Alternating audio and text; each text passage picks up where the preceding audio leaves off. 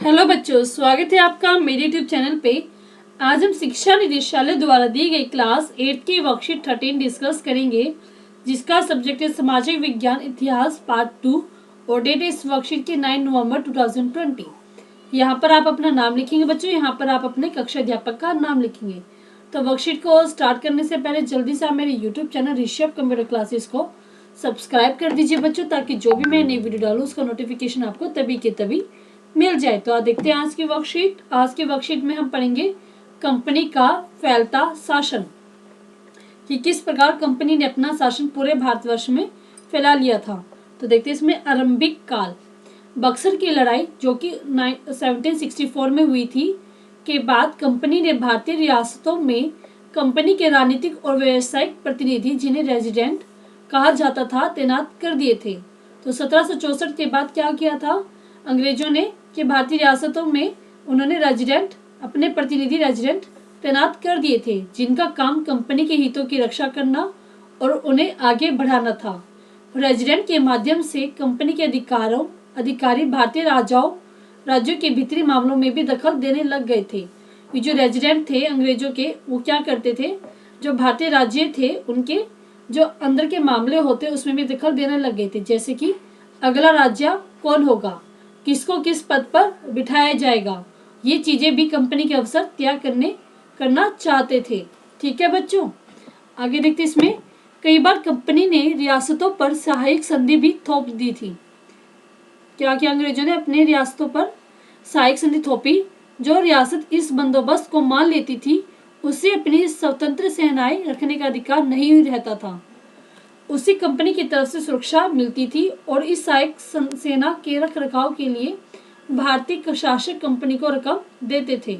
तो सहायक संधि में क्या होता था कि भारतीय जो राजा थे उनकी सेनाएं, स्वतंत्र सेनाएं नहीं रख पाते थे, उन्हें कंपनी की तरफ से सुरक्षा मिलती थी और उसके लिए जो राजा थे वो अंग्रेजों को एक रकम देते थे, और अगर जो राजा था वो रकम नहीं दे पाते थे तो क्या होता था, जुर्माने के तौर पर उनका इलाका कंपनी अपने कब्जे में ले लेती थी। उदाहरण के लिए एग्जाम्पल क्या इस चीज का, जब रिचर्ड वेल्लेस्ली गवर्नर जनरल था तो उस समय अवध के नवाब को 1801 में अपना आधा इलाका कंपनी को सौंपने के लिए मजबूर किया गया, क्योंकि वो सहायक सेना के लिए रकम अदा करने से चूक गए थे।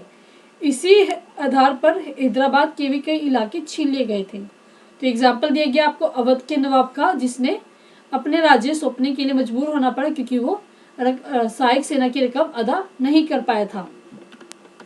आगे देखते हैं सीधी लड़ाई, कि किस प्रकार भारतीयों ने अंग्रेजों के साथ सीधी लड़ाई लड़ी। आरंभिक वर्षों में शक्ति अर्जित करने के बाद जब कंपनी को अपने राजनीतिक और आर्थिक हितों पर खतरा दिखाई दिया तो कंपनी ने प्रत्यक्ष सैनिक टकराव का रास्ता भी अपनाया। इससे हम निम्न दो उदाहरणों से समझ सकते हैं।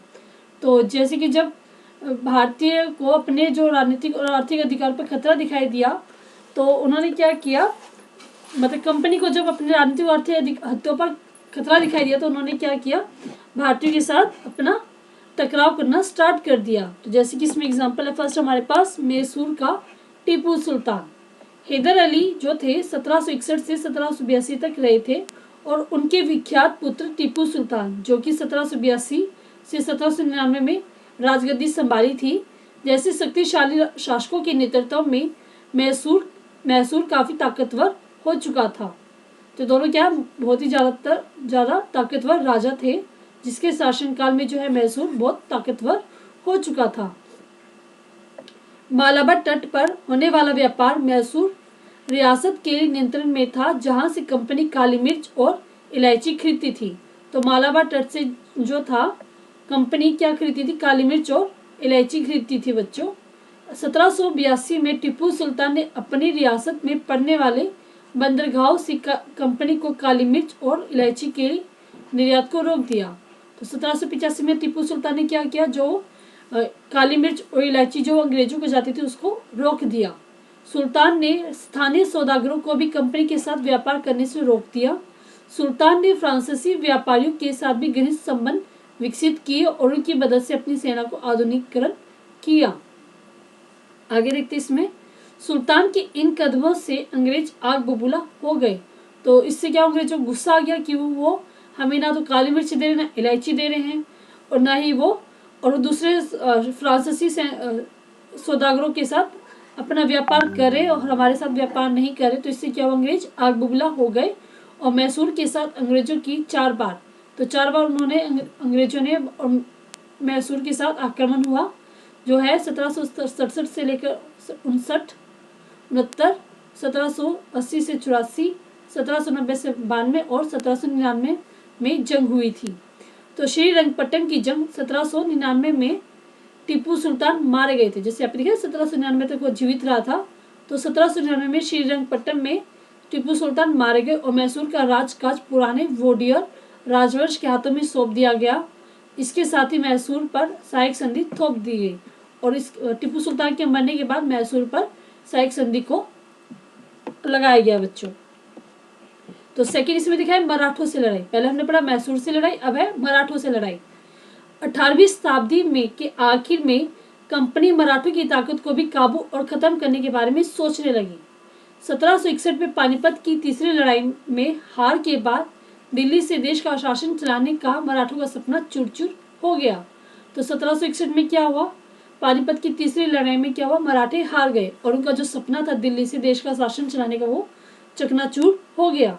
उन्हें कई राज्यों में बांट दिया गया। इन राज्यों की भागडोर सिंधिया, होलकर, गायकवाड़ और भोसले जैसे अलग अलग राजवंशों के हाथ में थी। जिस जिस राज्य में उन्हें बांटा गया था उनकी जो भागदौड़ थी वो इन राजवंशों के हाथ में थी। ये सारे सरदार एक पेशवा सर्वोच्च मंत्री के अंतर्गत एक राज्य मंडल कन्फेडरी के सदस्य थे। पेशवा इन राज्य मंडल का सैनिक और प्रशासकीय प्रमुख होता था। तो इस सब का जो हेड होता था कौन था बच्चों, पेशवा, और वो पुणे में रहता था। महादजी सिंधिया और नाना फडणवीस 2 प्रसिद्ध मराठा योद्धा और राजनीतिज्ञ थे। तो जो मराठा थे वो कौन थे फेमस, महादजी सिंधिया और नाना फडणवीस। ठीक है, एक के बाद एक कई युद्धों के द्वारा कंपनी ने मराठों को घुटने टेकने पर मजबूर कर दिया। कि क्या हुआ, मराठों के साथ उन्होंने कई युद्ध किए और एक के बाद एक मराठों को अपना घुटने उनके सामने रखने पड़े। जैसे कि फर्स्ट क्या है, पहला युद्ध कब हुआ, 1782 में साल 22 संधि के साथ खत्म हुआ, जिसमें कोई पक्ष नहीं जीत पाया। तो साल 22 संधि हुई और इसमें कोई भी पक्ष नहीं जीता था, ना अंग्रेज जीते थे ना ही मराठी जीते थे। दूसरा क्या था, दूसरा अंग्रेज मराठा युद्ध, जो कि 1803 और 1805 के बीच में हुआ। कई मोर्चों पर लड़ा गया। इसका नतीजा यह हुआ कि उड़ीसा और यमुना के उत्तर में स्थित आगरा और दिल्ली सहित कई भूभाग अंग्रेजों के कब्जे में आ गए। तो दूसरे में क्या हुआ, युद्ध में आगरा और जो दिल्ली के सहित कुछ भूभाग थे वो अंग्रेजों के कब्जे में आ गए। अंततः 1817 और 1819 के तीसरे अंग्रेज मराठा युद्ध में मराठों की ताकत पूरी तरह से कुचल दिया गया। पेशवा को पुणे से हटकर कानपुर के पास बिठूर में पेंशन पर भेज दिया गया। अब विंध्य के दक्षिण में स्थित पूरे भूभाग पर कंपनी का नियंत्रण हो चुका था। तो क्या दिखाया गया बच्चों, जो तीसरा युद्ध था उसमें क्या था, मराठे पूरी तरह से हार गए थे और सारा जो नियंत्रण था वो अब अंग्रेजों के हाथ में आ गया था। तो अब हम पढ़ते हैं इस वर्कशीट की क्वेश्चन आंसर। फर्स्ट क्वेश्चन है, ईस्ट इंडिया कंपनी ने सहायक संधि के द्वारा भारतीय रियासतों पर किस प्रकार नियंत्रण कब्जा किया था। तो आंसर इसका, इस गठबंधन की शर्तों के अनुसार भारतीय शासकों को कंपनी द्वारा संरक्षित किया जाना था। जो ये संधि है ना सहायक संधि, उसमें क्या था कि जो भारतीय शासक है वो कंपनी द्वारा संरक्षित किए जाएंगे, लेकिन इसके द्वारा शासकों को कंपनी को सहायक बलों के लिए भुगतान करना पड़ता था। तो जो ये सहायक बल वो देते थे अंग्रेज, उसके लिए उन्हें क्या करना पड़ता था, भुगतान देना पड़ता था। यदि भारतीय शासक भुगतान करने में विफल रहे तो उन्हें उनके क्षेत्र का हिस्सा दंड के रूप में ले लिया जाता था। तो जो उनका क्षेत्र था जहाँ पर वो राज करते थे वो क्षेत्र अंग्रेज अपने हिस्से में ले लेते थे बच्चों। ये आपका फर्स्ट क्वेश्चन का आंसर हुआ। नेक्स्ट है, अंग्रेज टीपू सुल्तान से क्यों आग बबूला थे, इस लड़ाई की क्या परिणाम हुए। तो देखते हैं इसका आंसर। अंग्रेज टीपू सुल्तान से नाराज थे क्योंकि उन्होंने अपने राज्य के बंदरगाहों के माध्यम से चंदन, काली मिर्च और इलायची का निर्यात रोक दिया था। ठीक है, जो निर्यात होता था अंग्रेजों को काली मिर्च और इलायची का वो रोक दिया था। परिणाम स्वरूप ब्रिटिश कर लेना बच्चों, ब्रिटिशरों ने उन्हें हराने के लिए 4 युद्ध लड़े। तो इसलिए क्या किया, ब्रिटिश ने टीपू सुल्तान को हराने के लिए 4 युद्ध लड़े गुस्से में आके। ठीक है बच्चों, तो ये इस लड़ाई का परिणाम हुआ। थर्ड है हमारे पास, मराठा संघ के प्रमुख राजवंश कौन थे, ये संघ किस प्रकार से शासित था।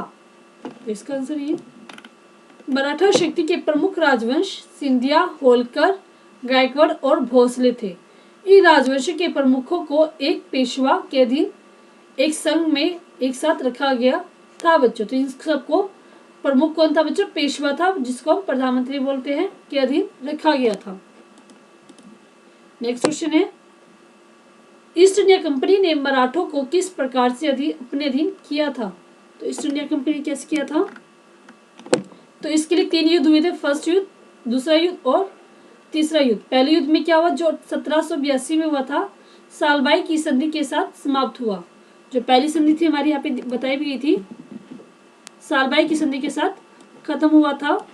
दूसरा क्या था, दूसरा युद्ध, दूसरा एंग्लो मराठा युद्ध 1803 से 1805 के परिणाम स्वरूप ब्रिटिश उड़ीसा और आगरा और दिल्ली सहित यमुना नदी के उत्तर में स्थित हो गए थे। तीसरे में क्या हुआ, 1817 से 1819 के बीच में तीसरे एंग्लो मराठा युद्ध में मराठा शक्ति को पूरी तरह से कुचल दिया गया। ठीक है बच्चों, तो आप लिखिए पूरी तरह से कुचल दिया गया था, मतलब मराठे पूरी तरह से हार गए थे। तो ये आपका फोर्थ क्वेश्चन का आंसर हुआ।